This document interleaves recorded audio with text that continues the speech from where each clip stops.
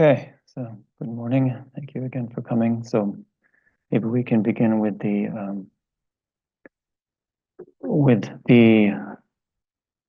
um, regular prayers. Do you have everything set there for the beginning prayers?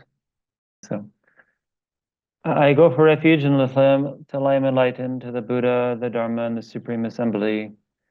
For the merits I gain from teaching the Dharma, may I become a Buddha to benefit all transmigratory beings. I go for refuge until I am enlightened to the Buddha, the Dharma, and the Supreme Assembly. From the merits I generate from teaching the Dharma, may I become a Buddha to benefit all sentient beings.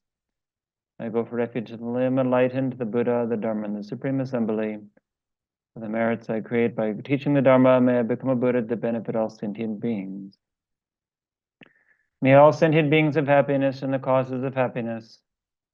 May all sentient beings be free from suffering and the causes of suffering. May all sentient beings ever be parted from the, not be separated from sorrowless bliss. May all sentient beings abide in equanimity, free from the bias of attachment and hatred. We can just begin with also the 7-limb prayer, like we did last time. We learned a little bit about that. So, reverently I prostrate with my body, speech, and mind. I present clouds of every type of offering, actual and imagined. I confess all negativities accumulated since beginningless time, and I rejoice in the merits of all holy beings and ordinary beings. I request the Buddhas to remain unto the end of cyclic existence and turn the wheel of Dharma for sentient beings. I dedicate my own and others' merits to those to the great enlightenment. And we can do a mandala offering, which we'll also be going through quite a bit today. We'll be talking about that, so we can start with that. If any of you know it, otherwise you'll learn it for the first time.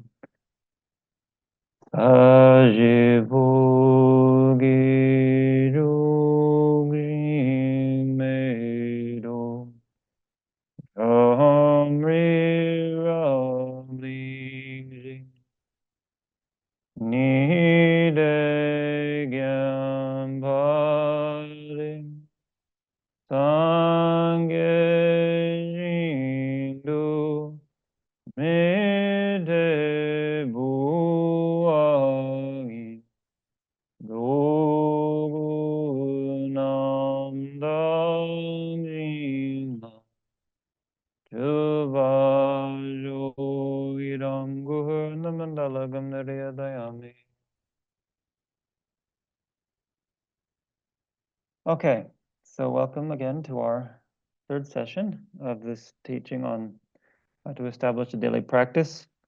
So as I've been talking about, a lot of this is about the preparatory practices and creating a conducive environment. It might seem a little excessive to some people. People might expect that we'll mainly be talking about how to meditate. Certainly the fourth and the fifth session will be primarily focused on how to meditate on the Lamrim.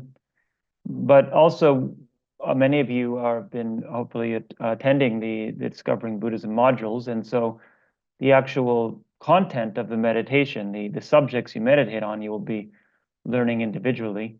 So that is not as much the focus here, although I will discuss them in some detail the next couple of sessions. The main thing we talk about here is how to create a space such that you can do these practices, that you can have space in your mind, in your life to do them. And then, of course, a little bit about meditation in a general sense, about how to focus the mind. We'll certainly be talking about that.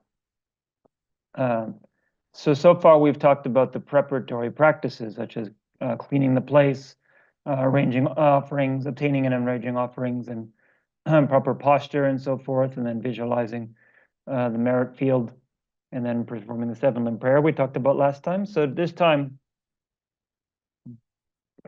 we'll complete the preparatory practices with the supplication.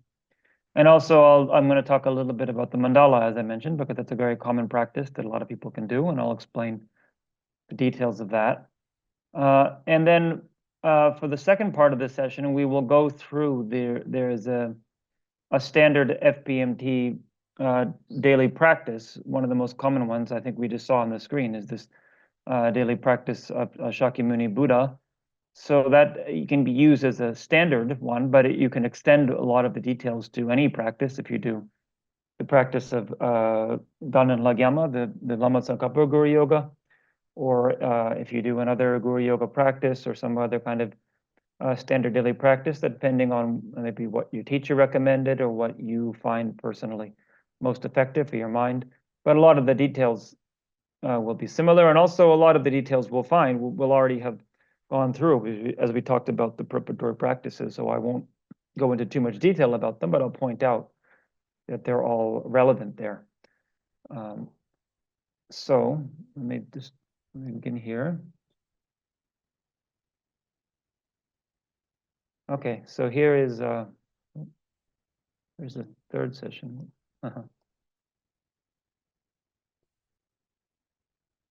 Ooh, okay, so it looks like it's funny. Last time I was using my student's computer, there was no problem to do the full screen.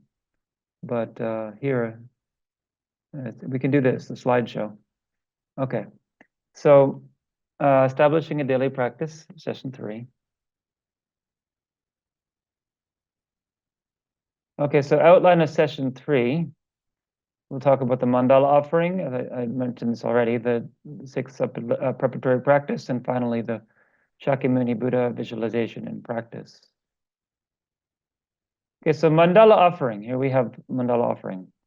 Some of you might already be familiar with this. Some of you might have heard about this. So we'll have first a general overview of what this means. So we have the term mandala, which is Tibetans. Mandala, of course, is Sanskrit, right? But in Tibetan is kilkor. Kilkor means center circle, literally, or center wheel. But the wheel is understood as a circle around the center. So Tibetans understand this as taking the essence. This is how they etymologically describe it. This actually comes from an Indian tradition. It would appear that, at least from talking to Sanskrit scholars that I know, that's unlikely to be the actual meaning of the word mandala, but as it often occurs, because we have the word manda and la. They take manda as meaning essence and la as meaning to take. But it seems unlikely that etymologically that is how the word evolved. But oftentimes in traditional texts, they will have a kind of creative etymology. It's a way of thinking about what it means. So the idea is that with mandala, there are several meanings in different contexts, as you see here. So how it's understood, it depends on the context, and it's very easy to get confused because in Buddhist terminology, you'll hear the word mandala a lot. So here we're taking the essence in the sense of accumulating merit through this practice. This is one way to do it. So in Vajrayana practice, which we're not talking about here, so it's important not to get confused, or Tantrayana practice, a mandala is a detailed representation of the pure environment of a visualized deity, symbolic of certain states of enlightened consciousness. So some of you might be aware of that. So don't be confused. That's not what we're talking about here when we say mandala offering. This is rather, in the traditional Indian worldview, the world rests upon mandalas. They're circles, spheres of space, air, fire, water, and earth. So whether that's literally true, I think most of us nowadays think that's probably unlikely, but it's still just a way of symbolically representing the world system that we live in.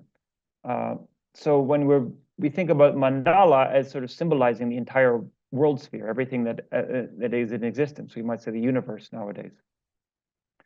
So that meaning is more relevant here, where we visualize the entire world system and all valuable things in it and present these as an offering. So the idea is that we're offering everything, the most valuable thing we can possibly offer. So whether it's literally real or not is less relevant, right? We might know this is not literally how things exist, but it's a visualized way of visualizing the most precious thing we can imagine and all the wonderful things in the world.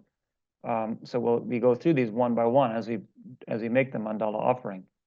So Tibetans trace this practice back to Bhikshuni Lakshman Kara. Some of you might have heard of her. She's well known if you've done the Nyingnya practice, who was a nun who was actually not allowed to stay in the nunnery because she had leprosy, which was concerned about contagion at that time. So she spent many years doing practice behind a temple in Nepal, current day in Nepal. There was a temple of Avalokiteshvara, the Buddha of compassion, and she did various practices there, such as fasting, which is why we have the Nungne practice, but also doing mandala offerings. Apparently, that temple is still there today. I haven't visited, but the story is that they kicked her out of the temple also because she had leprosy. So she went behind the temple and was making offerings and prostrating to Avalokiteshvara. And the story is that the statue turned around in the temple to face her. Now, that probably sounds like a legend, and I don't know, but what I was told anyway by the Nyingma Lopon. Lopon is the word they have, like a Gache, someone who's completed their study. So I stayed with them for some time in Nepal. And he told me he'd visited this temple, and he said that if you look closely at the walls of the temple, you can see that the current door, which is facing the statue, which you go in the door and you see the statue face to face, it appears to be new. If you look on the back side of the temple, there's bricks built over what used to be the door. So he says that it looks like the door used to be on the other side, and he thinks this is because originally the statue was facing one direction, and then when it turned around spontaneously, they then rebuilt the door on the back side. Whether that's true or not, I don't know. I can't verify. I haven't been there. Even if it's built that way, who knows what really happened in the past. But this is anyway the legend within the tradition. So she would have been in the 8th century, I believe, 8th, 9th century. And actually, although she was practicing in Nepal, that's clear. Some people think she was from Afghanistan, present-day Afghanistan, which was a Buddhist country at the time. Anyway, so she was doing this practice, and then transmitted this practice to her disciples, who gradually went to Tibet after a few generations. But beyond that, the practice is even referenced in the Guhya Samaja Root Tantra, which is a much older text. So it looks like it's a very old practice within Buddhism. And more recently, relatively speaking, in the 15th century, or 14th, when he was doing this practice, Tsongkhapa, the founder of our lineage, took this as one of his primary preliminary practices during his years of retreat.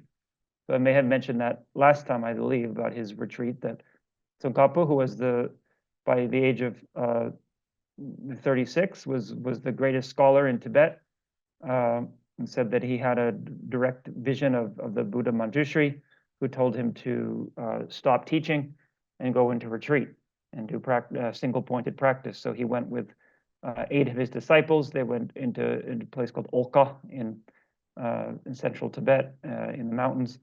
And the first thing they did for several years was just a lot of purification. So a lot of prostrations and then mandala offerings. So all they had was stones, and he had a little flat stone where he made the mandala offering.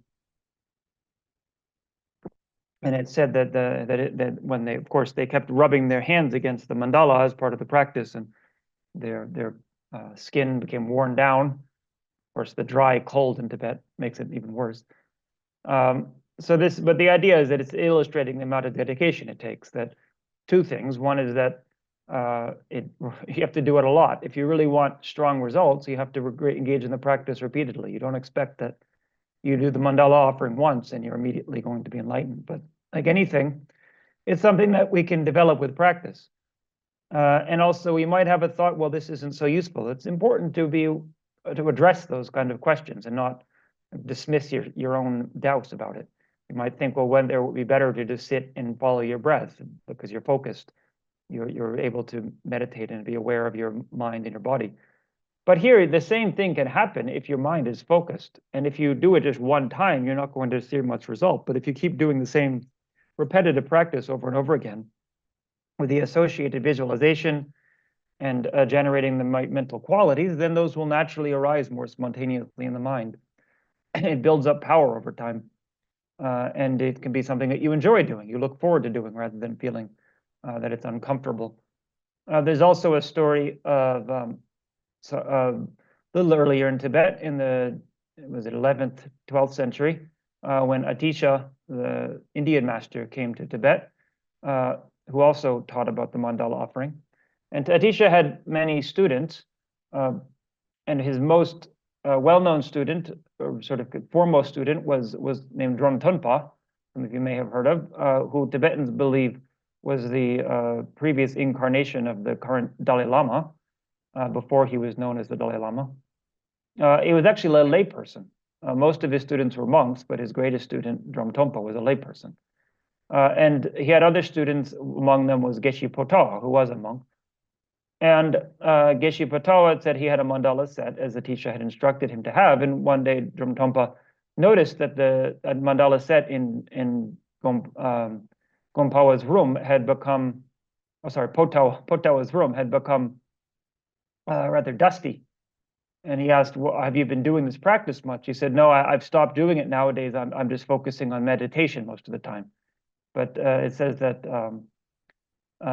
then Drom Tompa scolded him and said, you don't realize how important it is to continue doing this practice. You don't think that you've accumulated enough merit that you can just do only meditation. It's good to just keep doing this practice as much as you can. So you have to see for yourself. There's different ways you can do it. Some people do the preliminary practice of the mandala where you do 100,000. There's a particular way to do that, which I won't go through today. But you can choose that to do that as one of your preliminary practices. So you do 100,000, takes quite some time. You don't have to do the full offering, as we'll go through here, 100,000 times. That would take most of your life, I believe. But and then the other way is just to do it occasionally. So once a day, or if you're in retreat, do it before each session, something like that. But it's good to learn how to do it, practicing sort of intensively for a little while till you get proficient in it. So how do we prepare this? The preparatory steps. So first, purchase a mandala set. That's the thing. I'm not actually sure where you can get it these days, unfortunately. I'm sure you can, but it used to be available in the FPMT store. But I wrote to them and they said that they don't sell these kind of things anymore. So look online, see if you can purchase a mandala set, as you see on the bottom right corner here, and a large cloth to wrap it in. So the traditional pecha cloth. Pecha is a Tibetan text, as you see here, and so you can get something like that. But if you can't get a cloth like that, any large cloth works. Ideally, one that has a string coming out of it, as you see here, or a long flat piece of cloth, so you can tie it up.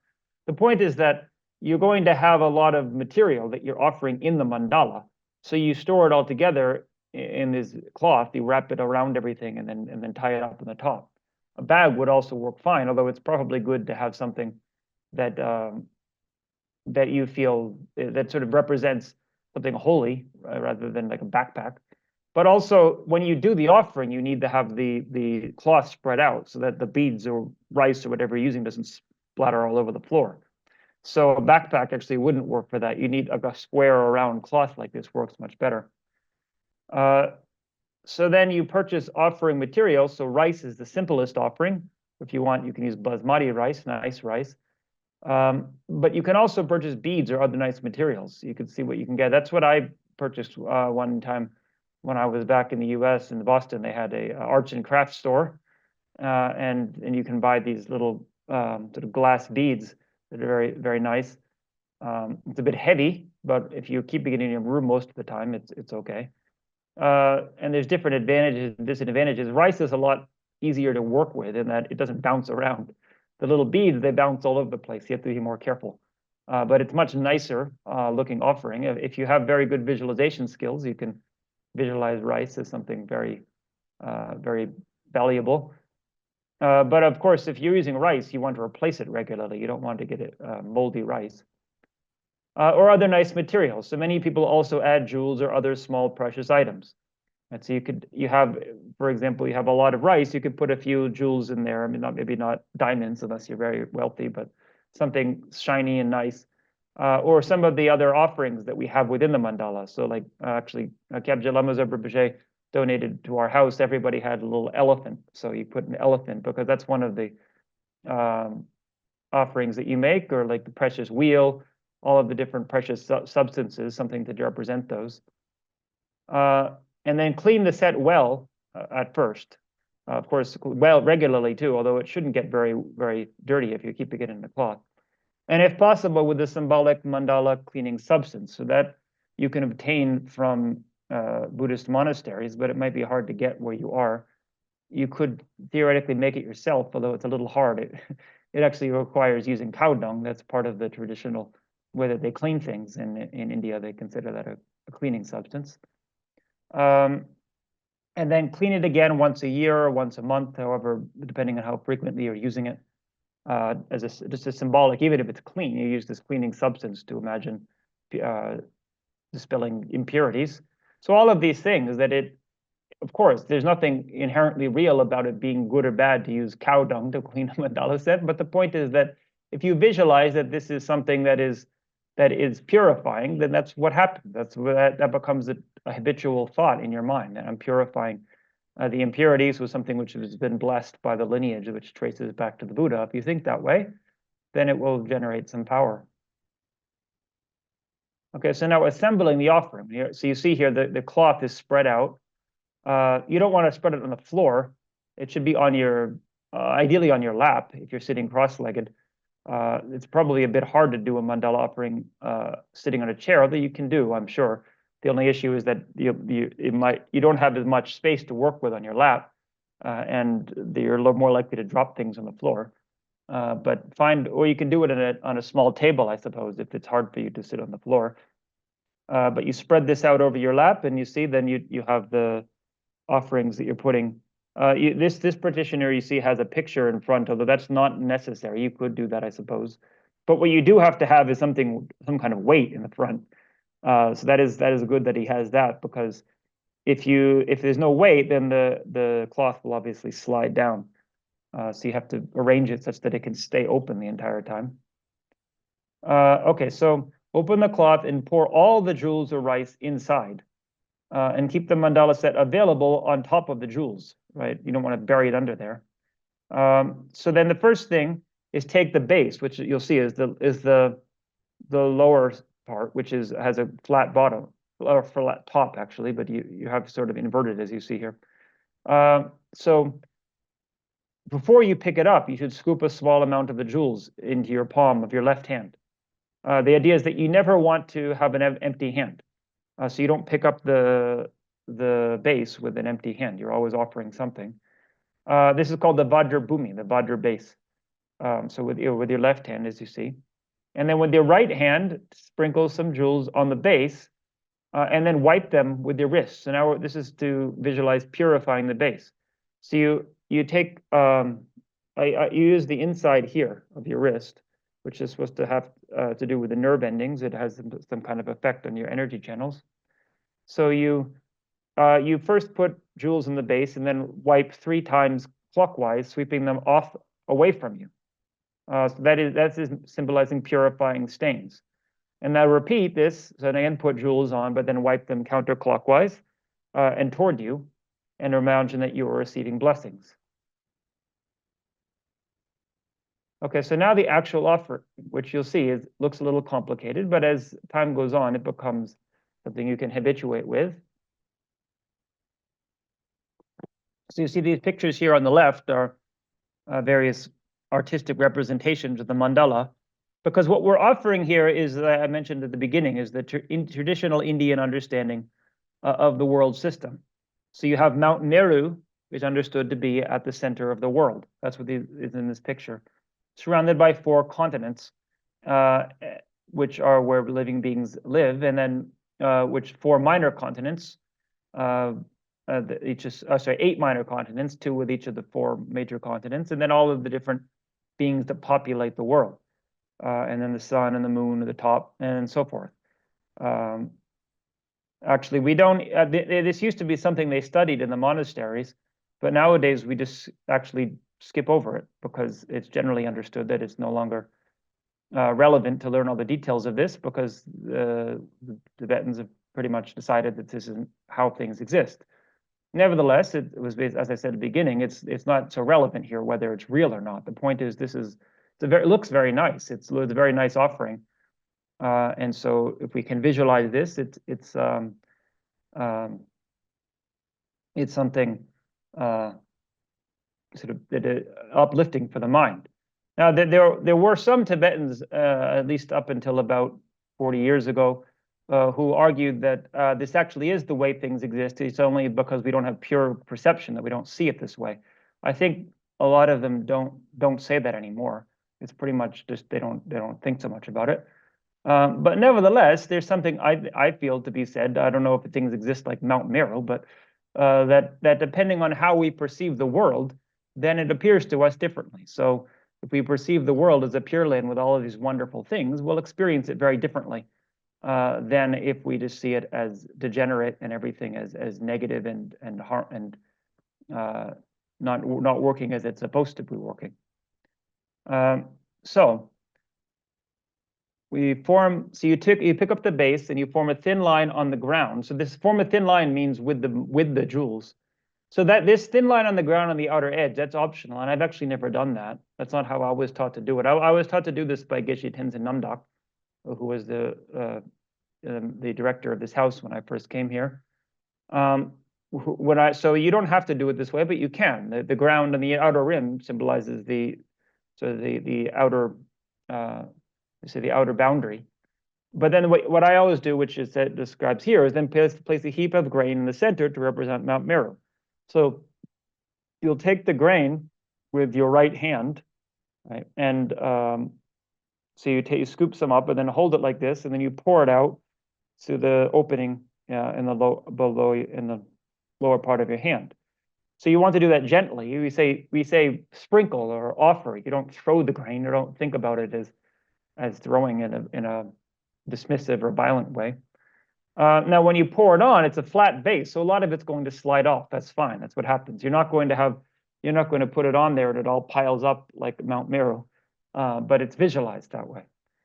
So you do that, and then you begin offering the grains in the various quadrants while reciting the long mandala offering. So this requires some proficiency. For one thing, it's very helpful if you can memorize the long mandala offering, which is going to be hard for some people, but otherwise you can have it in front of you, but then you're going to have to be looking at it at the same time as you're focusing on the mandala, which is a little harder.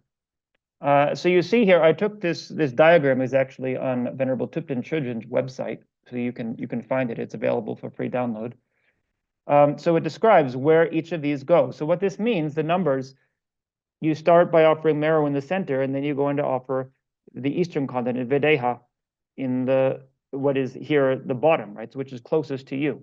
There's actually there's two ways to do it, where you visualize, where you go backwards. The 2 would be on the opposite side. I'll describe that later. But here we're doing the standard way, where 2 is close to you. So you put some grain there, and then you put some grain on the part of the base that's closest to you. This is as you're reciting. So as you're reciting each of these within the mandala offering. So you say there's Videha in the east, and you put the grain there. Okay. Now, then you see you're going around. So we have. I don't know if you can all see my pointer. Actually, does it appear on the screen share? So you have 3, 4, 5, and so then you have those. Then you've offered the 4 continents. Now we have the minor continents. So you see it goes clockwise still, but it's a little bit staggered because you have 6, 7. You have 6 on the left side, 7 on the right side. Then you move clockwise, and then 8 on the left or top, and 9 on the bottom. So it's a little bit staggered. You're not going literally all around. You're going to this one, and then to this one like that, and then to this one like that. It's just it takes, again, it's like you need some coordination. Maybe if you're used to doing fine motor skills, then it might be easier for you. Personally, that's not something I'm very proficient in with fine motor skills, but I've learned to do the mandala offering over the years. So at this point, I could just go through the motions without even, I think it's like you say, you learn muscle memory. It just happens naturally. You know exactly where everything goes. But it takes obviously practice over time. So you begin offering the grains in the various quadrants while reciting the long mandala offering. I mentioned this, so while offering the grains, always hold your loose right fist and let them gently flow through the opening under the pinky finger. So once you have completed all 3 levels, so that's going to take some time. So first we finish this first level. You see it goes up to 25, which is the great treasure vase.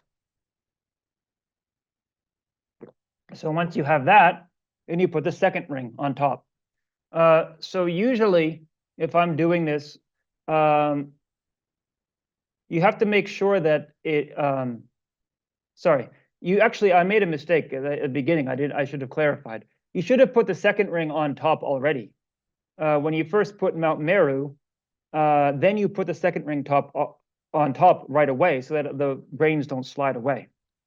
So then, as you're making each of the offerings, then it gradually fills up to the second layer. So if by the time you've made offering number 25, it's full, that's fine. But if not, before you start the second ring, then you should add more grain, just as much as you can. And you should always be heaping offering, right? You don't want it to be just level. You want it to be as much as possible. So now for the second ring, you're actually adding this. I hope this isn't confusing. You're going to make the offering on the second ring, but you have to add the third ring to hold the offering in, right? So you now start adding into here. So here you see there's only 7 pictured. This is actually a little, let's see. No, well, actually, I'm sorry. Yeah, so there's only 7 pictured on the second ring. It's a little different than how I was taught. So obviously there are different traditions. When I learned from Geshe Tenzin Namdok, then actually 18, the precious wheel, was through 25 was all on the second ring, as opposed to part of the first ring. But I'm sure that Venerable Thupten Chojen learned this from a proper teacher. So there obviously are different lineages of how to do it. So you can see what works for you. The main thing is you have to have kind of an even number on each amount, so that it's not too much or too little in each. But of course, the first ring there is going to have a lot more because it's bigger. They get concentrically smaller as you go up.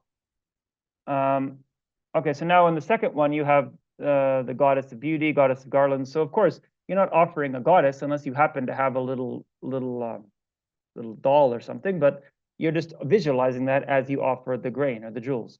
And you go in the, you see here, you go in a counterclockwise direction on the second level, but it's not quite, you see it starts on the bottom with 26, and then 27, 28, 29, 30. Yeah, so actually, so it's still clockwise, but you're skipping, right? So again, it takes some time to get used to, but over time, as I said, if I was doing it, it would have been natural to my hand, but I had to think about it for a minute, as you saw, trying to say to you whether it's clockwise or counterclockwise here. Okay, so now you've done that, and now with the third ring, so you add one more level, and then you start filling up with the third ring. So the sun on the left, the moon on the right, and then the banner of victory, and the sort of, yeah. So you see on the diagram there, and in the middle, the most precious possession. So again, that's in the mandala offering. That's near the end. You say all the precious possessions of gods and humans. After that, then there's still quite a bit to recite in the mandala offering. So I offer this up to the guru and represent it. And you depending on what practice you're doing, you insert, I offered this to Shakyamuni Buddha or to Lama Tsongkhapa or whomever. And then may all please accept this and bless me and so forth. These are all the closing parts of the mandala ritual. So they ask, what are you visualizing, if anything? So you're visualizing 2 things. One is, of course, the guru and the Buddha in the merit field ahead in the space in front of you that you've already visualized, but you're not focusing so much on that unless you're very skilled that you can keep that. The main thing is you're visualizing the mandala offering itself. So you see here in the pictures I have, these are representing of Mount Meru. So, and then around that, the continent. So it might be helpful to get a diagram as you have here, there's the numbers, but also just to know what each of them are meant to be visualized as. So in the center is Mount Meru, and on the sides are the various continents and the minor continents, and then the precious mountain, the wish-granting tree, which is in Indian cosmology is this idea of a tree that you wish. Of course, you make wishes and it grants the wishes. Wish-fulfilling cow, same similar idea. And then unplowed harvest. So it means that what unplowed harvest means is that it just sprouts on its own. Yeah, it doesn't mean it's just a flat, empty field. And then the precious wheels. So those are the 7 precious royal emblems. Again, you can look at a picture of those. And then the goddesses, so the offering goddesses, with the goddess of beauty is holding various beautifying substances. One is offering garlands. And then the sun and the moon, of course, which in Indian cosmology are just discs, like spheres. And the parasol. Right? So all of these, you're just visualizing them each individually as you're stacking them onto the mandala. So again, if you have little figurines, it does make it easier to visualize. But at the same time, the main thing is that it's coming from your mind. So once you have completed all 3 levels, then you place the Dharma wheel on top. So I'll go back for a minute. You'll see in this picture you have the base at the edge, and then the 3 concentric wheels, and then the Dharma wheel at the middle, which is this sort of drop-like substance the drop-like how do we say piece of metal here. That is the wheel that symbolizes the Dharma wheel, although you might not notice it at first. So you place that on top to close the offering once everything is completely full. And actually, what's considered good to do, even after you've made the offering and it's full, then put a little bit more on each level, because each level will be exposed at the edges, because each concentric circle is more narrow than the last. So fill as much as you possibly can with all of the jewels or the rice, and then finally put the wheel on the top. So you're holding this all with your left hand, right?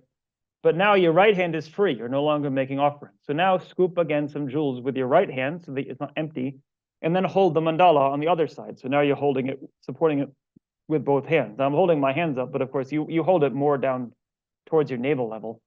But then as you offer it, you can raise it up more to your heart level. You don't want to raise it up above your head, otherwise it'll probably fall down.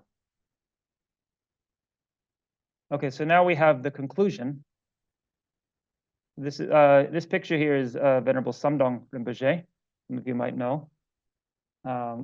There's actually a good explanation of this practice that I'll show at the end. There's 3 that I found online that are very good, and so I'll show you the links to those. But anyway, after completing the mandala offering, but before dissolving the mandala, dissolving would mean that you pour it out. You have it stacked up here as you see him holding it, but in the end, you're going to just put it back all down on the cloth. So you can recite the short mandala offering and other short verses. So you finished the long mandala offering. If you want, you can recite the short mandala offering also, which I did at the beginning of this session. Right? So I think if you have the recording, you can listen again. If somebody wants, you can send me a message later, and I can send out a specific recording of that if people want to know the tune. And there are other short verses that are often associated. Maybe you have a practice that has those written in there. You can do the same tune for all of those. And then finally, you can recite the request for the 3 great purposes, which we'll talk about in a minute at the end of the mandala offering. And finally, dissolve the mandala with Idam Guru Ratna Mandalakam Nirayatayami. So you recite that as you place the grain back. So if you're alone, then tilt the mandala toward yourself when you dissolve it. But if you're at a Dharma teaching, tilt it toward the teacher, as if offering it to the teacher.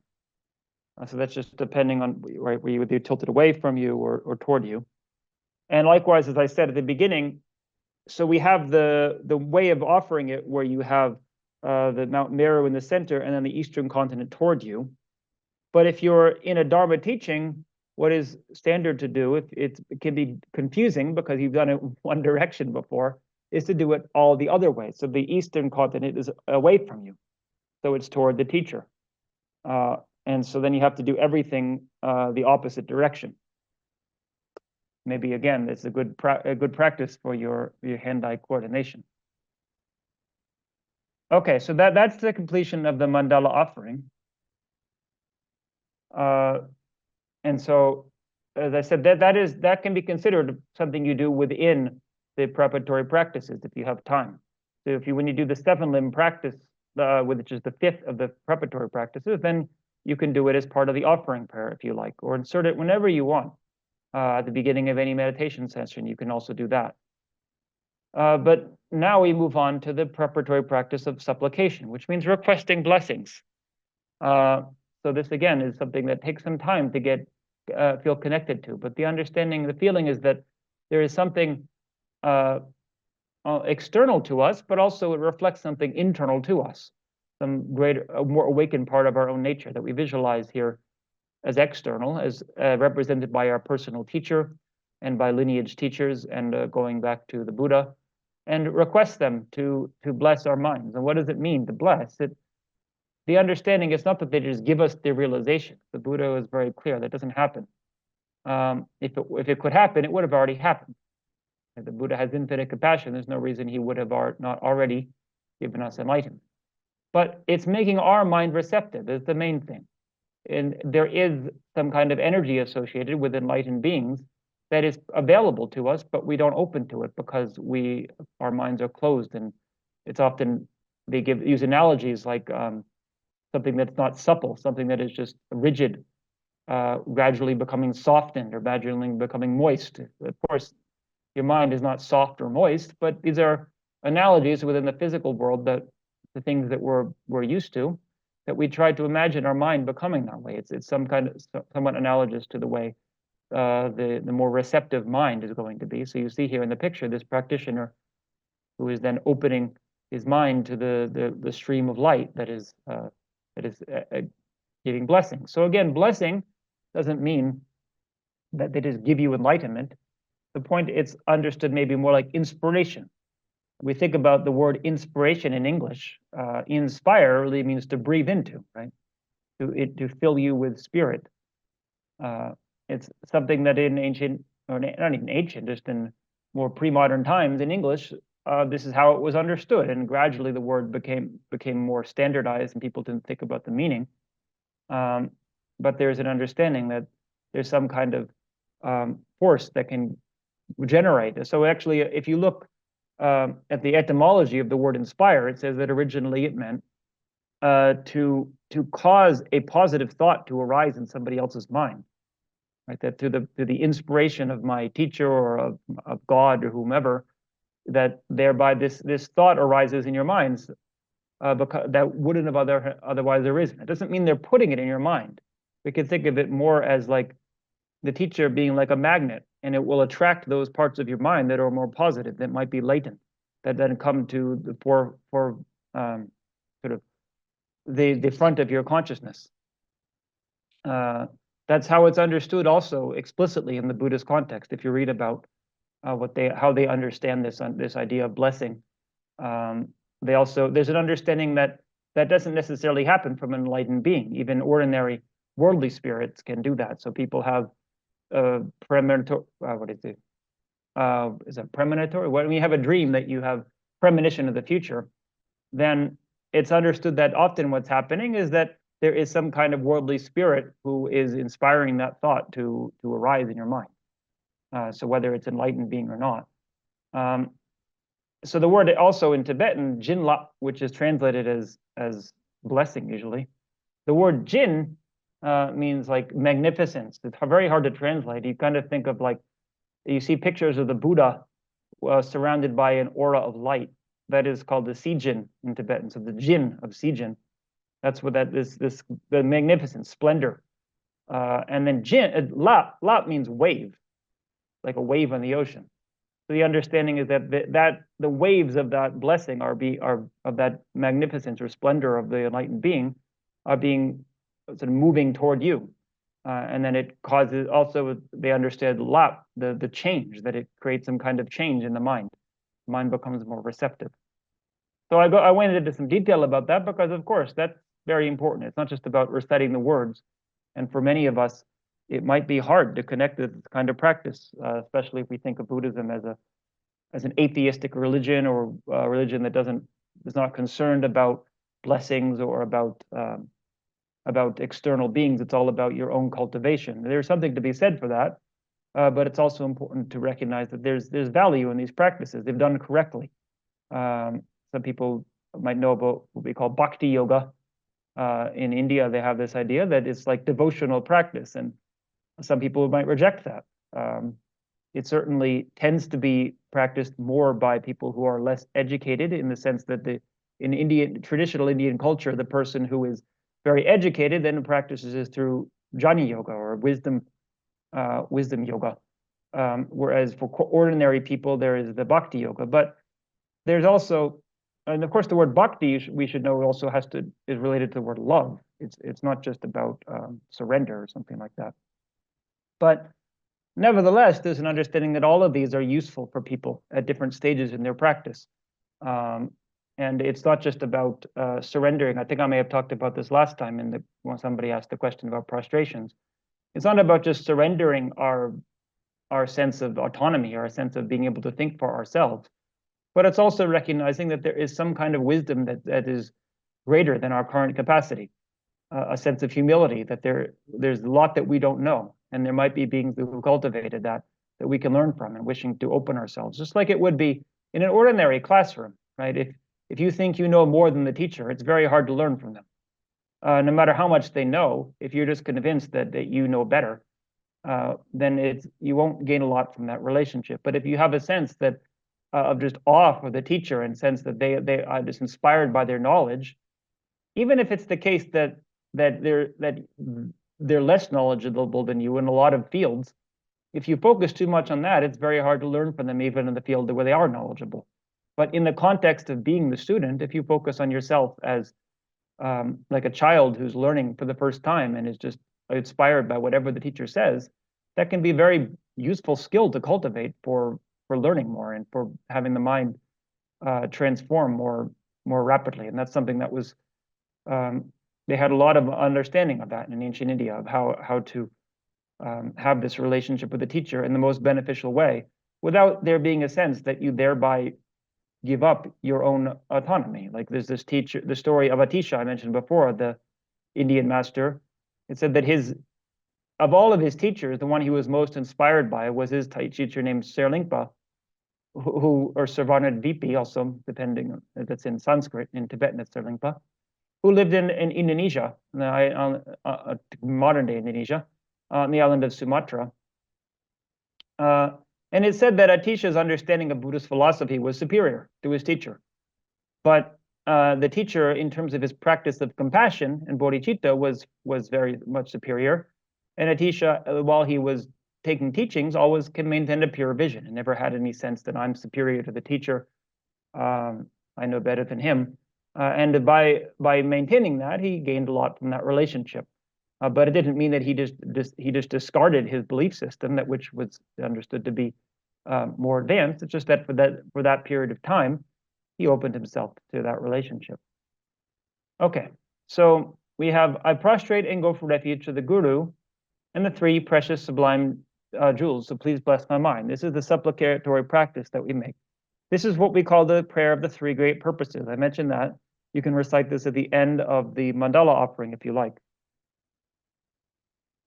And then so the three great purposes of these three paragraphs here. So I'm requesting you to immediately pacify all wrong conceptions from incorrect devotion to the Guru. So what do we mean by that? It's what I was just talking about, right? So sometimes we could have changed the language. Sometimes people change it to more amenable language, like unskillful relation with the teacher or something like that, which is a good way to understand it. I use this language because this is what's in the FBMT manual, and I thought it's good to introduce to that. But if we understand the language properly, it shouldn't have the kind of difficult reaction that we might have to it. So a devotion here means a sense of respect, a sense of gratitude. So incorrect is when that's done in an improper way, like I said before, when you think that you know better, or that you have a sense of not humbling oneself to the teacher. And then up to the subtle dew of evil, the white, red, and dark vision. So this is Lama Zopa Rinpoche has instructed to have this inserted in here, which has to do with the most subtle levels of consciousness. It's not usually in the prayer, but in the FBMT version, it is there. So this is the most subtle obscurations towards having a full picture, a full experience of reality. So the most advanced realizations that exist in my mind and in the minds of all mother sentient beings. Of all sentient beings, the word mother is inserted because, of course, we traditionally try to imagine all sentient beings as having been our mother in the past as a way of having a sense of closeness, of compassion with them. And then I'm requesting you to immediately generate all the right realizations from Guru devotion up to enlightenment in my mind and the minds of all mother sentient beings. So this is the corollary of the other ones. So first we remove all of the wrong conceptions, the wrong understandings, and then have the right realizations, the correct understanding. So from the beginning, from the relation to the teacher up until full enlightenment. And then finally, purifying obstacles or pacifying obstacles. So I'm requesting you to pacify all outer and indirect obstacles to actualize the entire graded path to enlightenment in the minds of all mother sentient beings. So that is the practice of supplication, which that completes now the preparatory practices, the 6 preparatory practices.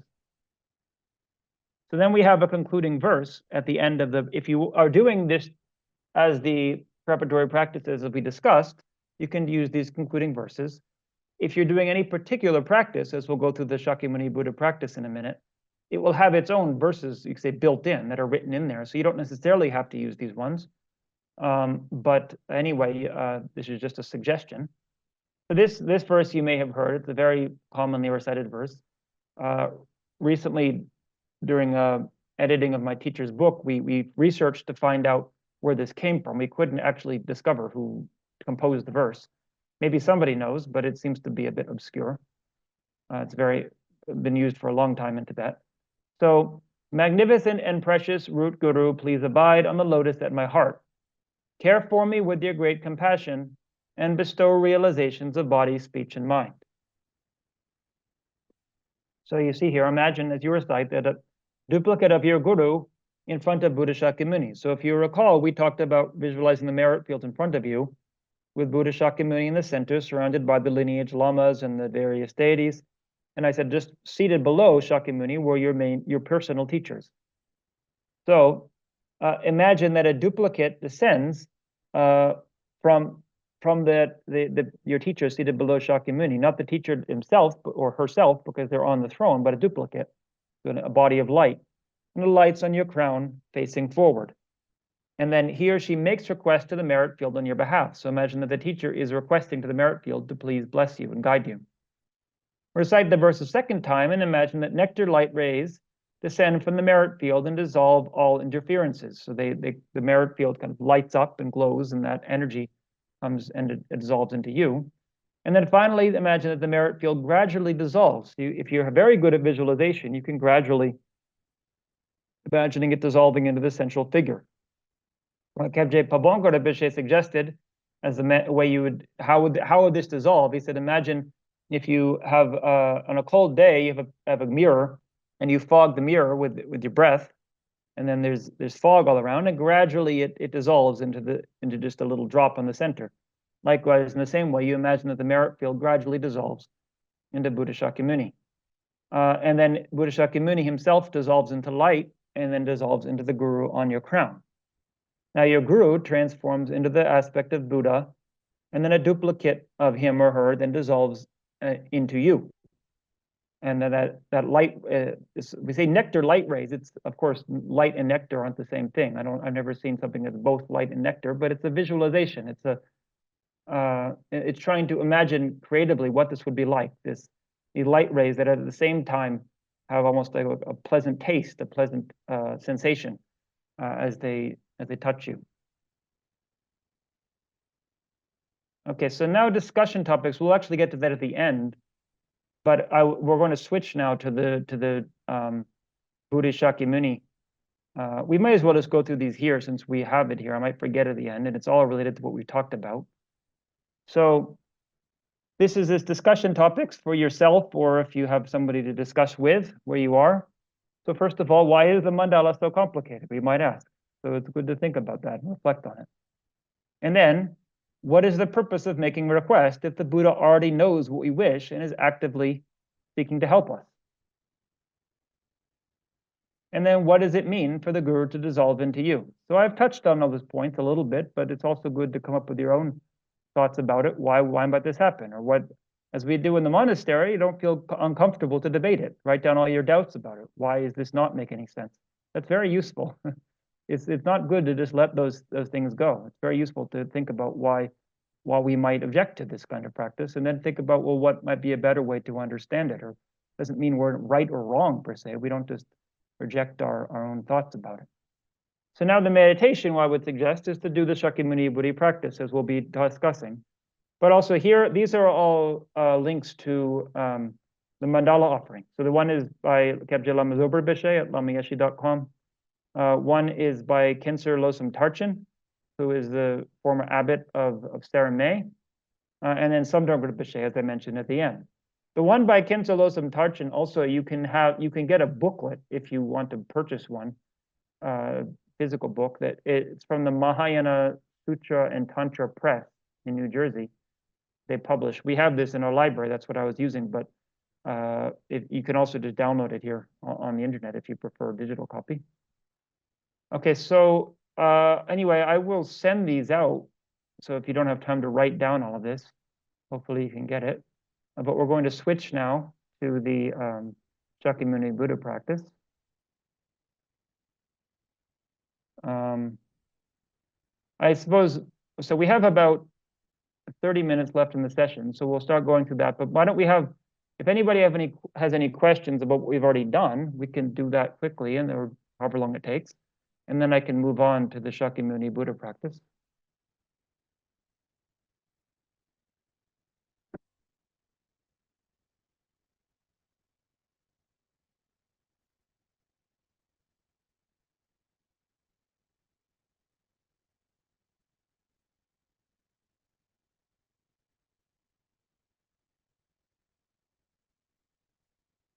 Okay, well, I'll move on for now.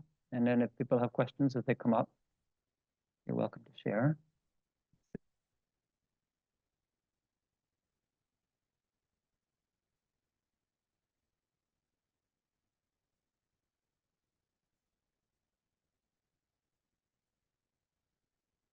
Doesn't seem to be showing up though, that I can share it. So here we go. Okay. So this you can easily get from the FPMT store, the website. And so this is just a regular outlined practice. So it includes a lot of the elements we've already talked about. So I'll skim over some of them, but just outline them. And if there's new things that come up, I'll discuss it. So you can use this in place of the 6 preparatory practices or as a supplement to it. So for example, within the 6 preparatory practices, there is talking about cleaning the place, arranging the altar, the proper meditation posture, and the breath meditation. None of that is in here, so you could do that before. But then the practices of of visualizing the merit field and of the 7 limb prayers and the mandala offering and supplication, that's all in here. So you could use this instead of using it in the way I described it, or in the booklet that I suggested on the 6 preparatory practices. Okay. So this is just a general introduction. I don't need, you can read those yourself if you like, but you'll see here I've been setting up an altar. So we already discussed how to do that. And then setting the motivation. We discussed a little bit about that. So you can read through that and just reflect on these at the beginning of the practice. And you don't have to do it exactly according to the words here. If you know for yourself how to set a motivation, you can also do that. And then making prostrations at the beginning. So this is actually beginning the 7 limb practice, right? It's not explicitly said here, but you're doing the first limb of prostrations. And we can recite this if you like, the Om Namo Manjushri. Again, there's a particular tune to that. And so if somebody actually would like the tunes, somebody can send me a reminder email, I can send out those separately, because if I do it here now, it might be harder for you to access the recording. I can just have the tunes of this prostration verse or the mandala and so forth. I did notice this question, sorry. It says, why can't you just visualize yourself doing the mandala offerings instead of physically doing the practice? That's a very good question. There's a couple of things about that. Somebody asked Lama Yeshe about that once, I remember, and he said, essentially, if you have single-pointed concentration and can enter into deep samadhi, then sure, it's good to do it that way. But for most people, it's harder. Now, this is not yet Tantra practice. As I mentioned, this is still the sutra level. But even if you ever engage in tantric practice, which we'll talk about a little bit more in the last session, what that means, there's different levels of Tantra practice. So there's action Tantra and performance Tantra and then yoga Tantra and finally highest yoga Tantra, which are understood to be progressively more inwardly focused. So at the level of action Tantra, a lot of the practice has to do with making external offerings, which also, as I said for myself too, it's something I had a hard time connecting with, and I still don't do it extensively on a daily basis. I do some. In our monastery, we were mainly focused on study. However, like for example, if I do Nungne practice, as I've mentioned a couple of times, and I like that practice a lot, then you're doing a lot of external practices. And the idea is that at the beginning, it's having an external base. It's much easier to discipline your body and your speech than to discipline your mind.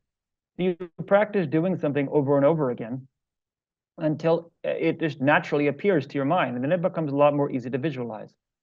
I wrote an article about Nungne practice a few years ago, which maybe is available on the Mandala website, and if it's not, again, if somebody's interested, I can send it. I still have the original Word file, where I used the example of a pianist, someone who plays piano, right? So I had read that it said that somebody who is an expert pianist can receive a new musical score and practice it without a piano. They just imagine playing all of the keys, and it just, because they're so habituated to it, they learn the score that way, and then they can go and perform a concert with having practiced it like that. But of course, for somebody who's completely new to the practice of playing a piano, that would be impossible. You'd have to learn how to play the keys, and as you're learning each individual part of the score, you'd have to be playing it in order to get habituated. So I think it's a similar thing here. If you're very advanced, you can just have this all spontaneously appear to your mind without any need for an external base. But at the same time, at the beginning, you need to do that, to practice with that until it can all spontaneously appear. A second reason, and I mentioned this, I think, in the first session, is that it's also part of the understanding, especially within Tantra, is that the ordinary world we live in, if we see it as impure,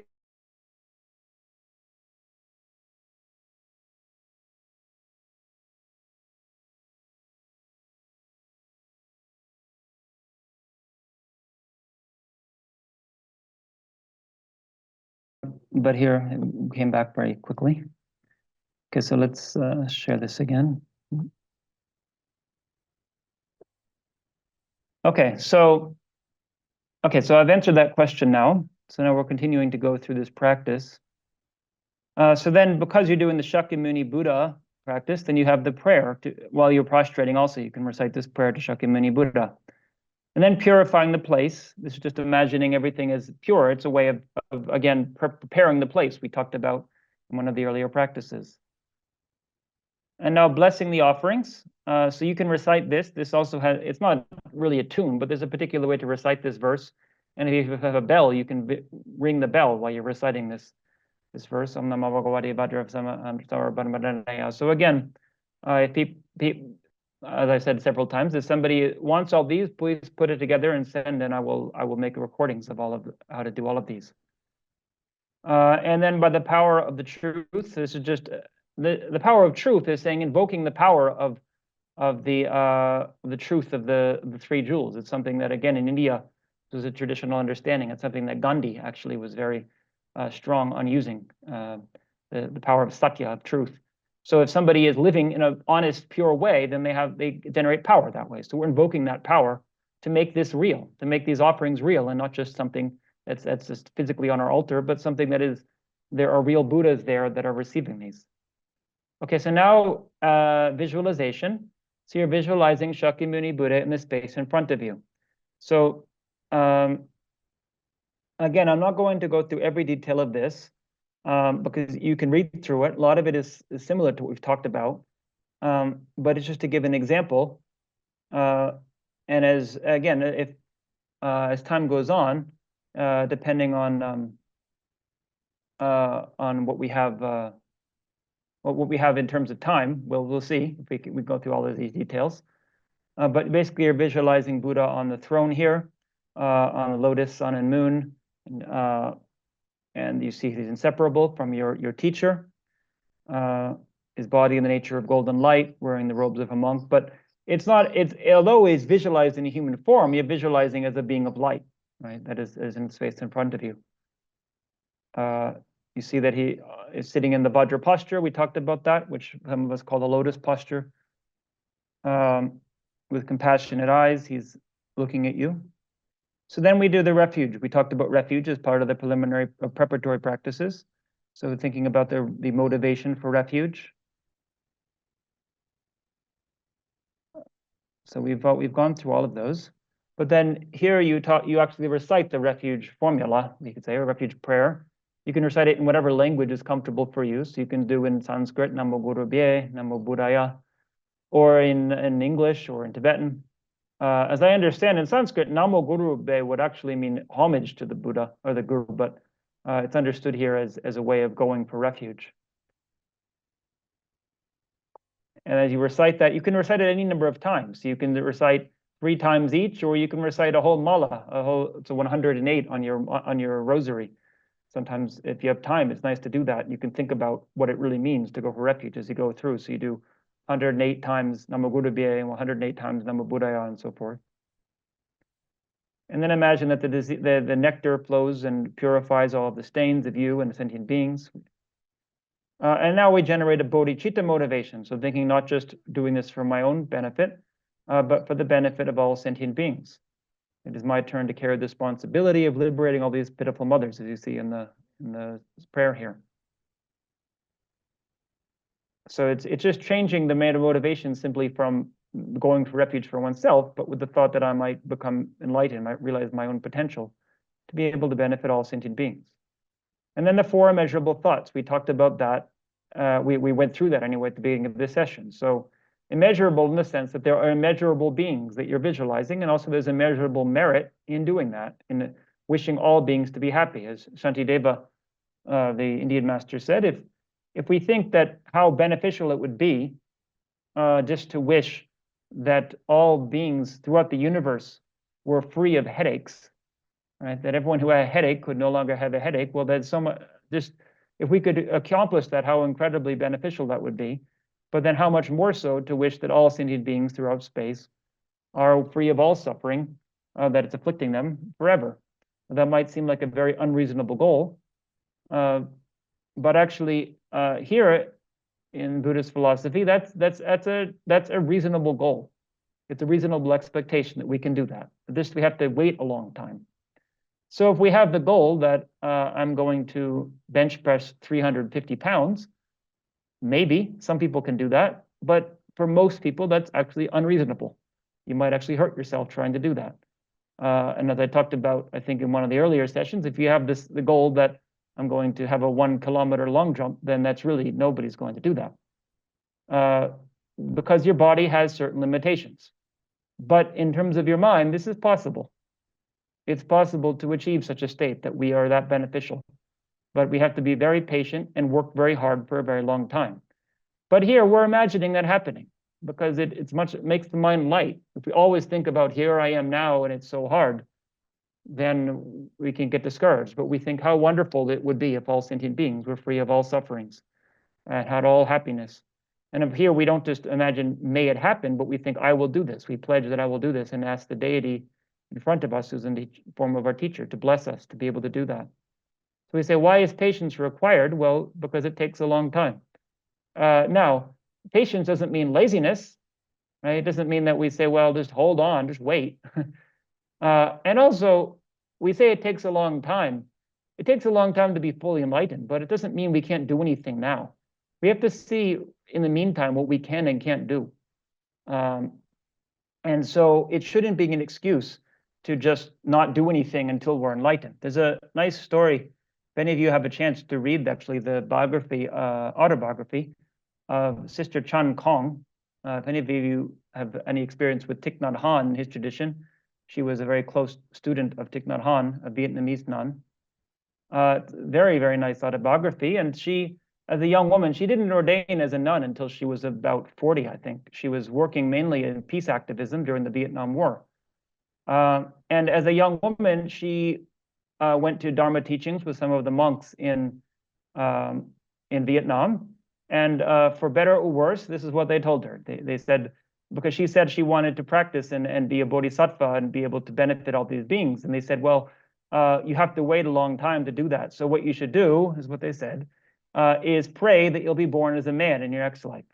Then you can become a monk, and then gradually you can get enlightened, and then you can be a benefit. But she said, but no, beings are suffering now. I don't want to wait that long. So she devoted her young life to peace activism and put herself in threat of danger quite a lot during the Vietnam War, but was able to have substantial benefit to a lot of people. So you have to look at the situation you're in. But at the same time, we see that eventually she became a nun. And even while she was doing all of these practices, she was very devoted. She was very devoted to her teacher, Thich Nhat Hanh. It appears that she was practicing celibacy, as would appear from what she describes in her autobiography, that she had no interest in relationships because they were just a distraction from her work. So there was certainly a spiritual element to what she was doing.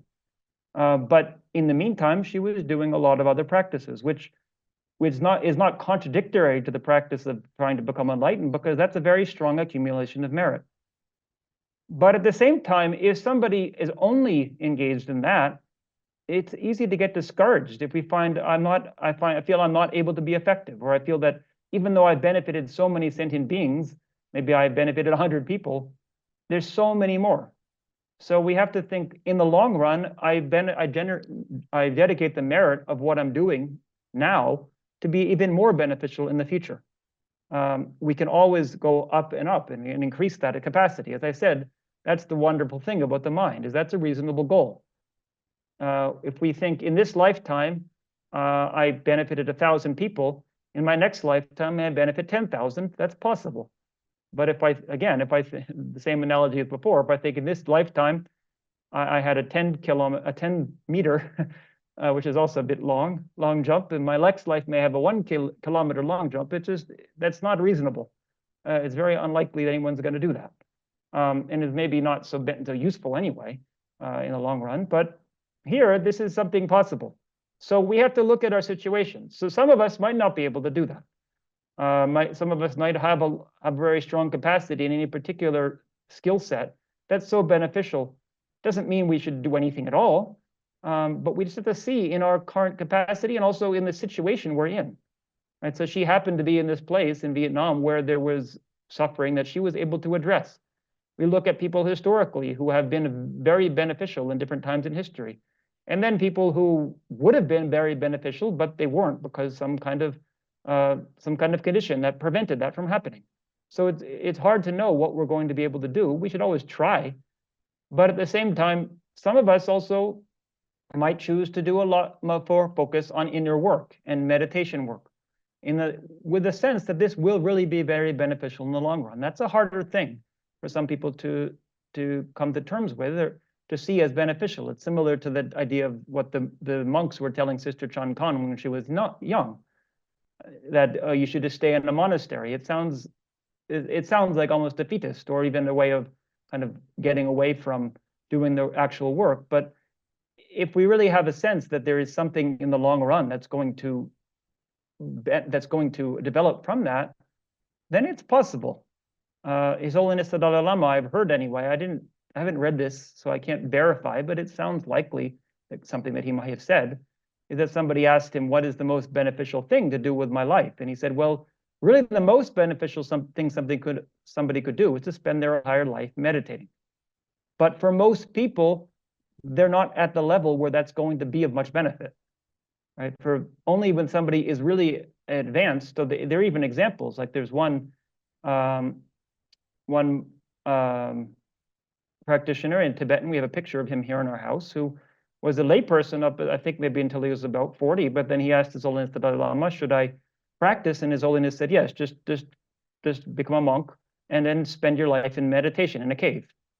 It seemed that for him, that was, his mind was ready for that. He didn't need to go through a lot of the preparation that a lot of other people do. But for most of us, it takes a long time. And again, it's not that he just does that and then he's dead and that's the end. The understanding in Buddhist philosophy is that when the person does that, they will be able to manifest in a very beneficial form in the future. So somebody like His Holiness now, who's having extraordinary benefit for many people, the understanding is that somebody like that practiced many times in the past life to be able to have that result in this current lifetime. So now we have ending pain and suffering requires a change in thinking in others. But is it possible to affect change in how others think? Okay, so I will get to that. That's a very good question, but I also feel everyone here is waiting. I want to just get through some of these practices, but I will try to answer your question before we finish. So, okay, so visualizing these immeasurable thoughts here. And then finally, it ends with equanimity, which is, may all sentient beings never be separated from the happiness of higher rebirth and liberation. And then, oh, so that's, okay, see, it's actually in a different order here. It starts with equanimity. But anyway, you'll know them. There's the four immeasurables. So immeasurable equanimity, followed by immeasurable happiness, immeasurable compassion, which is the wish that all beings be free of suffering, and finally immeasurable joy, the fourth one, which is the rejoicing in all sentient beings being free from all of the suffering. So in special bodhicitta, this means more enhanced, that we're thinking not only may this happen in the future, but I'm going to do this in this lifetime, if possible, as quickly as I can. So next you'll see the seven limb prayer, which we discussed. So I won't go through each one of them, but you'll know this from the previous teaching, and you can do that here. And then the mandala offering, which we just talked about before. It only has the short one here, but if you want and you have time, you can do the long one. The prayer of the three great purposes, as we discussed, so it's all here and built into the practice.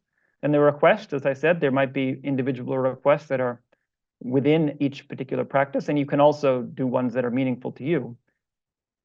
And then finally, we have the graded path to enlightenment. That's what we're going to talk about next time, which is going through the stages of development of training the mind. So we don't have time for that now, and it's much better we spend a lot of time on it.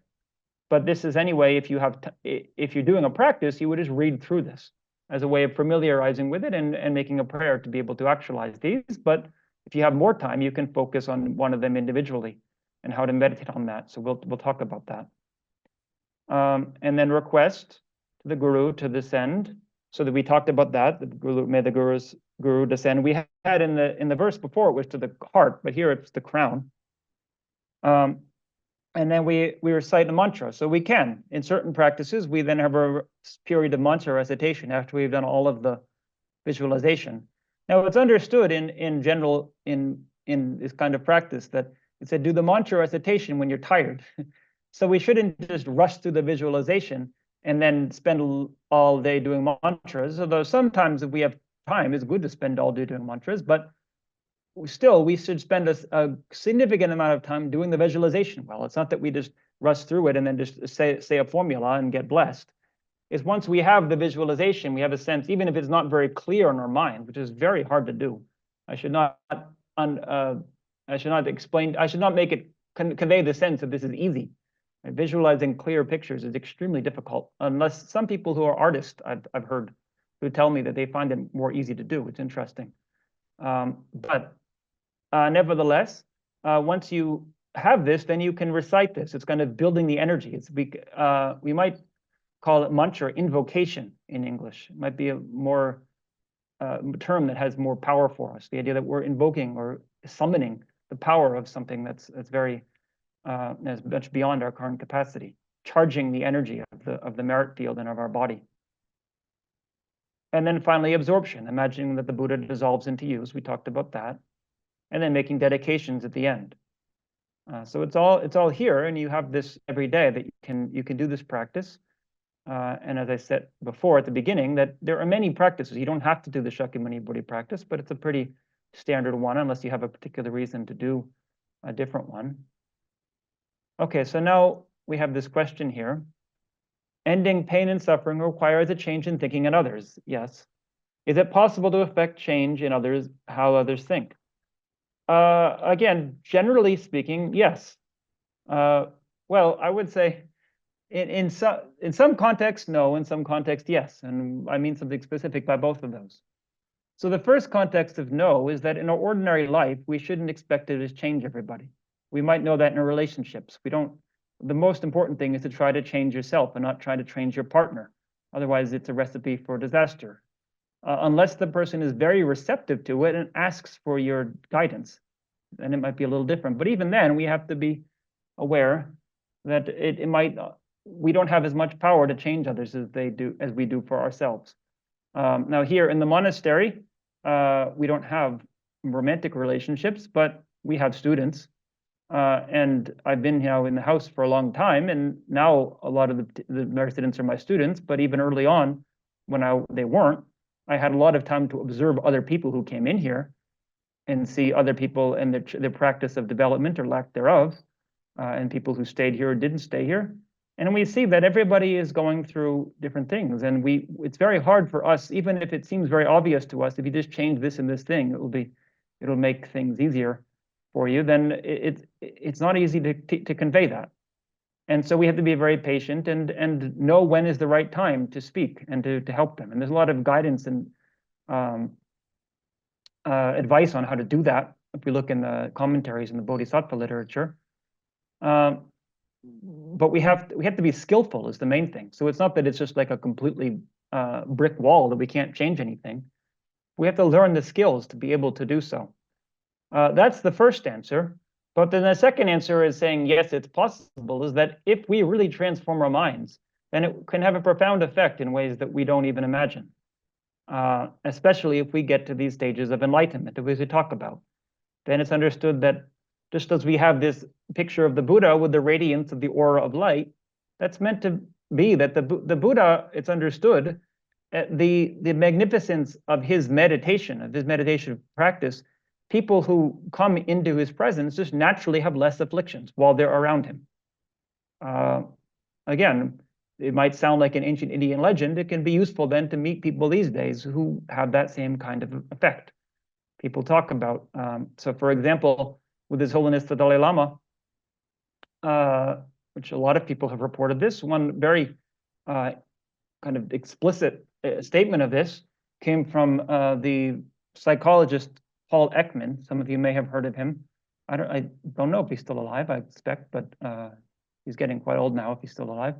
But anyway, he was, if any of you don't know, he was renowned for his ability to read emotions on people's faces. That was his specialty as a psychologist, and he had some very influential books and work in that area. But he was not a religious person. He was actually not interested in religion. But his daughter became very interested in Buddhism and His Holiness the Dalai Lama, and convinced him to meet His Holiness and to attend some science conferences along with him. And so actually you can look in the book about that. It's called Emotional Awareness, Conversations Between Him and His Holiness. And towards the end of that book, it's just a dialogue between them. Ekman says quite explicitly, he says, from this time in my life, I was not that interested. I was not interested. I was against spiritual practice, pretty much. He thought it was not helpful. And then he goes on for a long time talking about the anger that he had as a young man. It's interesting, being quite open about that and saying, but now that I've been in your presence, Your Holiness, it's like, to describe it, it's almost like there's a warmth that I feel when I'm around you. It sounds almost like a religious fanatic being a bit over the top with his description, but he's really he gets quite emotional talking about this and says, this has changed my life. The way I think about things is profoundly different now after having had these conversations with you. And he quite explicitly said it's not just a talking. He said there's something about being in your presence that I can't describe. And as a result, he did change his work. He made a new edition of one of his most well-known books, and was Emotions Revealed, in which he added a lot of information about His Holiness the Dalai Lama and about Tibetan Buddhism and how effective this was, and how important meditation was for reading people's emotions. He said that until then, the people who he met who could read emotions best were psychologists, especially therapists, and interrogators, right? Criminal interrogators. But now that he'd met advanced meditators, he discovered that they actually had an enhanced ability to read other people's emotions. So that is just one example, but the point is that is what we expect. If somebody is enlightened, that their being around somebody is going to transform that person's mind, or help, not transform per se, but make them receptive, as we talked about before. So all the things that Ekman was talking about mindfulness, meditation, about the importance of compassion, it's all there in the Buddhist books. He could have read about that before, but to be around somebody who exuded that kind of energy was what was necessary to open his mind, to make him receptive to that. So that's something that if we cultivate ourselves, to whatever degree, we might not be fully enlightened, but as we gradually transform our own minds, it's understood that it will change the energy of situations around us. And every time we're in any particular social situation, there's a dynamic of interplay of the energies of the different people. And if ours is in a different state, it's like dancing with partners. It will affect the way that they also interact with us, and it can affect their minds in ways that we don't have to put conscious effort into, and we might not even be aware of it at first. But if we're attentive, we can start to notice these things. So that's a long answer to your question, but it's a very important things to think about. Okay. Any further questions? And so I noticed there was a question. There was the request for the tunes. So I'll get to your question in a second. But so there was the mandala offering tune, the prostration, and the offering cloud mantra, I believe, were the three. If there's any others as we go along, or if you think of any others, then please let me know. But yes, Cynthia, you can. Hi, thank you for spending time to teach us. I just have a question on the daily practice. Like, how do we know what to choose that's most beneficial for us? Because I know that there's several, like, for example, Tsongkhapa daily practice, or Shakyamuni. Or does it matter in the scheme of things? Ultimately, any of them can be just as effective. What's important is what's effective for you. And so if you feel more inspired by one, it's good to practice that one. If you feel inspired by Buddha Shakyamuni, if you read the biography of him, then you can do that. With Lama Tsongkhapa, if you don't know anything about him, it might feel a little bit awkward. Who is this person from the 14th century? How does it relate to me? And that's fine. But you could also read his biography and then might feel inspired by reading about it. Thupten Jinpa had an extraordinary biography of him called Tsongkhapa, Buddha in the Land of Snows, which was so good that they then back translated it into Tibetan. So now the Tibetans use that one too. So something like that, but also there are many other practices. So there's various deity practices like Avalokiteshvara, the Buddha of compassion, Manjusha, the Buddha of wisdom. And so there's a few things. One is you can do different ones at different times, but it's also good not to just keep switching it and not get focused on one. It's good to have a standard one that you use every day. But if you have time to do, for example, the retreat of Manjushri, a lot of monks do that to enhance their study skills. You could take about a few weeks or a month even to just do that practice single-pointedly. And it's because a lot of the elements are the same. The 7-limb prayer, the mandala offering, it's all there, the mantra recitation. You might get more proficient in it, but it's also good to find one that is good for you to do every day. And so choosing that, as I said, has to do with, for one, your own, what is inspiring to you, or also if you have a relationship with a personal teacher, they might suggest one. And then there's simply the devotion to the teacher, the sense that I'm doing this because my teacher recommended it, that increases our inspiration to do the practice. So you can test. You can look at the different ones and see what works for you. Thank you. Yeah.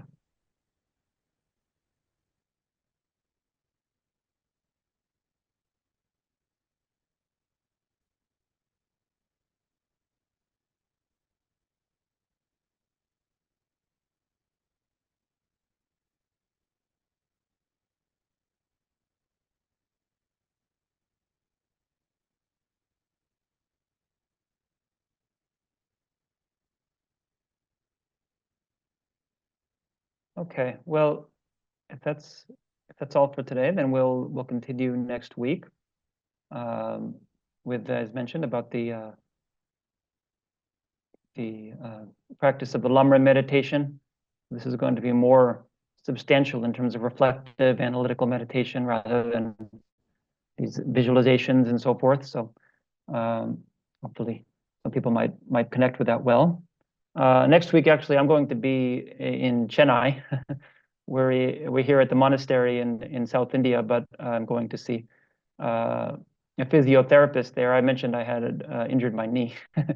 So I'll be out there, but I'll arrange for a way to present this so over the internet there, so you'll just see a different background, I suppose. But if there's any login issues, hopefully you'll know the reason, and hopefully it shouldn't be any trouble. So I look forward to seeing you all then. I will try to send out these recordings, and yeah, again, as always, if other people have particular questions as time goes on, then you're welcome to send them, and I can try to respond during the week. Okay, thank you.